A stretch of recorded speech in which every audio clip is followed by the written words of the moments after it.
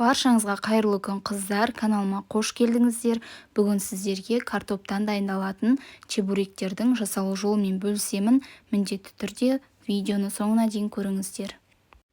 Ең алдымен ұнымызды алдын ала електен өткізіп, қайнап тұрған ыстық суымызға тұз және майды қосып, ұнға араластырып, қамырымызды илеп шығатын боламыз. Бастапқыда осылай қасықтың немесе шанышқының көмегімен араластырып, илеп біріктіріп аламыз. Қыздар, егер менің каналыма тіркелмеген болсаңыздар, міндетті түрде тіркеліп, қоңырауша белгісін қосып қоюды ұмытпаңыздар. Алдыда түрлі рецепттермен бөлісемін. Енді қамырымызды барлығының басын біріктіріп, осылай ең қандырғанша илеп шығамыз. Жақсылап илеп шығып, осылай бетін жауып, 5 минутқа қалдырамыз. Нанымыз дайын болғаннан кейін осылай бірнеше бөліктерге бөліп, домалақтап шығамыз.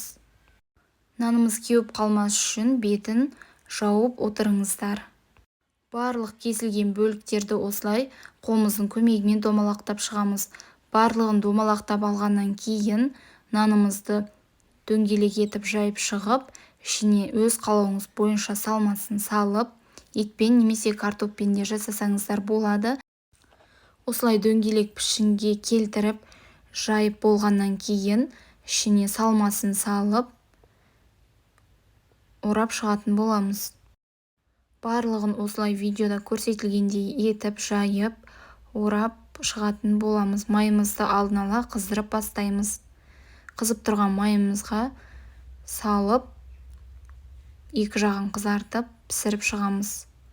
Үстінен осылай қасықтың көмегімен майымызды құйып отырыңыздар. Сол кезде біздің чебурекеларымыз қытырлақ әрі бүршік болып, әдемі болып пісіп шығатын болады.